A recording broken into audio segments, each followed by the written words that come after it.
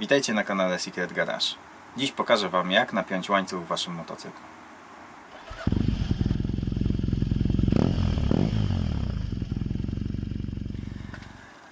Witajcie. Każdy użytkownik motocykla napędzanego łańcuchem prędzej czy później spotka się z problemem jego prawidłowego napięcia.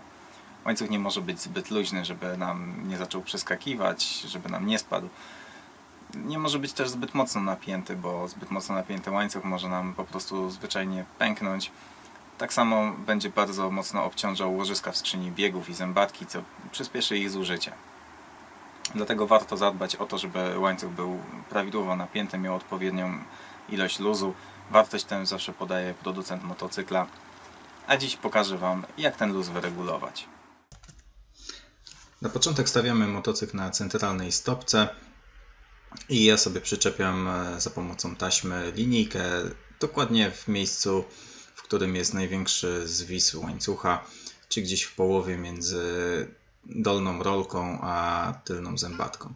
No i tutaj są dwie metody, bo możemy albo właśnie postawić go na centralnej stopce i wtedy on stoi z kołem w powietrzu zupełnie i tylne zawieszenie nie jest napięte, natomiast druga metoda jest taka, że podstawiamy sobie podnośnik pod tylne koło i wtedy tylne zawieszenie po prostu się ugina pod ciężarem motocykla.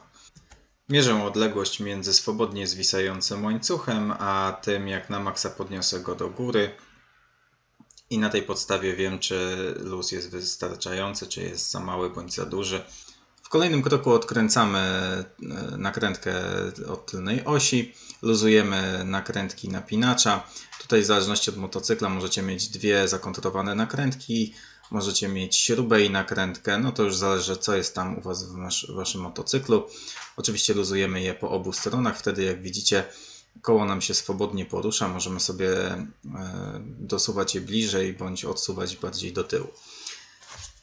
Powinniśmy sprawdzić napięcie łańcucha w kilku różnych pozycjach, obracając koło. Ja tutaj na filmiku tego nie robię, ponieważ ten łańcuch jest zupełnie nowy, więc na 100% ma taką samą długość niezależnie od położenia. Natomiast w starszych łańcuchach, takich, które już mają za sobą ileś przejechanych tysięcy kilometrów, ten łańcuch może się nierównomiernie wyciągać, więc szukamy miejsca, gdzie on ma jakby to powiedzieć najmniejszy zwis, czyli tam, gdzie jest najciaśniejszy, tam powinniśmy go regulować.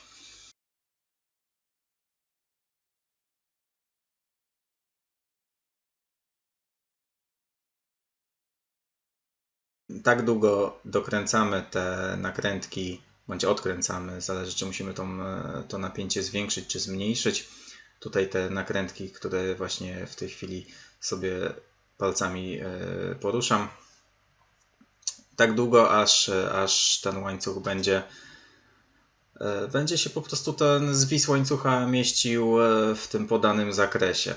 No i jak widzicie, tutaj już robię bardzo drobne ruchy, bo w pewnym momencie tak naprawdę obrócenie tej nakrętki o 1/4 obrotu już robi dużą różnicę. Oczywiście robimy to po obu stronach. Ja sobie na razie przygotowuję, że tak powiem, to z jednej strony, teraz przechodzę na drugą stronę i robię dokładnie to samo z nakrętkami. Tutaj w tym momencie poprawiam sobie tą kontrującą nakrętkę, żeby ta druga mi się nie poruszyła i zaczynam sobie regulować drugą stronę. Dlaczego jest to istotne? Otóż chodzi o to, żeby po prostu nam koło było prowadzone wzdłuż osi motocykla, a nie było przekoszone, no bo byłby mały problem, motocykl by się nie prowadził. Po czym poznać, że koło jest prawidłowo ustawione? Otóż na przykład tak jak u mnie w Yamasze są po prostu pionowe nacięcia na obu stronach wahacza i podkładki, które są pod nakrętką i śrubą osi.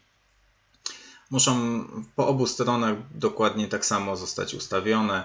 Wtedy wiemy, że koło jest prawidłowo wyosiowane względem osi motocykla.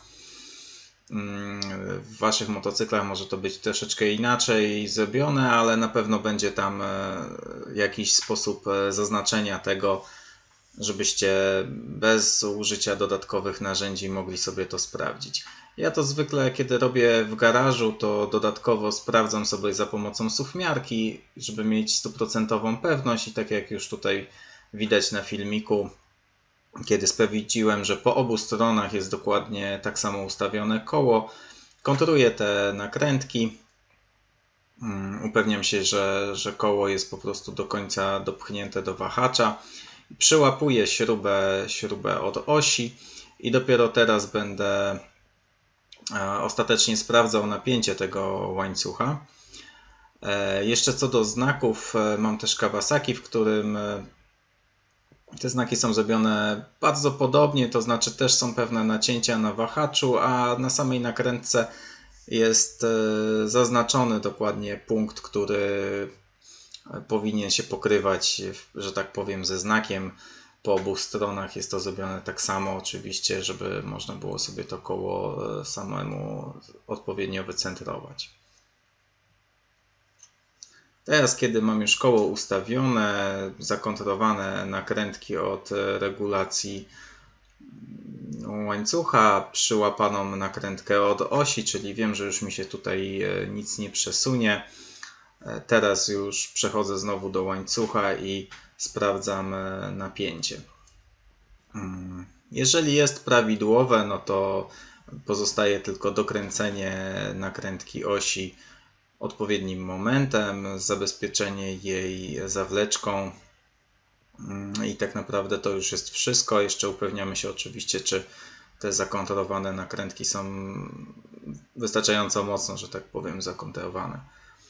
Jeżeli nie, no to musimy znowu poluzować nakrętkę osi i tak długo regulować, aż ten nasz zwis łańcucha będzie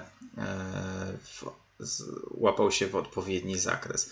No jak widzicie, ja tutaj jeszcze jednak luzuję, ponieważ muszę zrobić jeszcze małą poprawkę tego.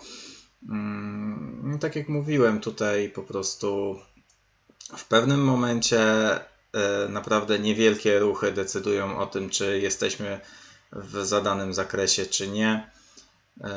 I ja tutaj lubię sobie po prostu robić z jednej i z drugiej strony obrót o jakieś 1/4 obrotu nakrętki. Sprawdzam wtedy, jak trzeba, to poprawiam, jak nie, to wtedy mogę kończyć. Oczywiście za każdym razem upewniam się, że koło jest dobrze dopchnięte, że siedzi dokładnie w tym wahaczu tam, gdzie siedzieć powinno. Przyłapuję je sobie, żeby mi się nie przesunęło i ponownie sprawdzam napięcie łańcucha. Kiedy napięcie łańcucha jest już prawidłowe, upewniam się jeszcze co do tego, że obie strony koła są położone w takim samym położeniu, to znaczy, że koło jest wzdłuż osi motocykla. Wtedy dokręcam już odpowiednim momentem tylną nakrętkę osi. Używam do tego klucza dynamometrycznego. Wiadomo, że w trasie, kiedy jestem gdzieś w podróży, no to robię to po prostu z wyczuciem. Natomiast jeżeli robię to w garażu, no to wiadomo, że klucz dynamometryczny mam pod ręką. Zabezpieczam wszystko po dokręceniu za pomocą zawleczki. Kontruję jeszcze dla pewności nakrętki regulacyjne i w tym momencie już moja praca jest skończona. Jeżeli Ci się podobało, daj łapkę w górę. Jeżeli chcesz więcej takich materiałów, zapraszam do subskrybowania i do zobaczenia w następnym filmiku.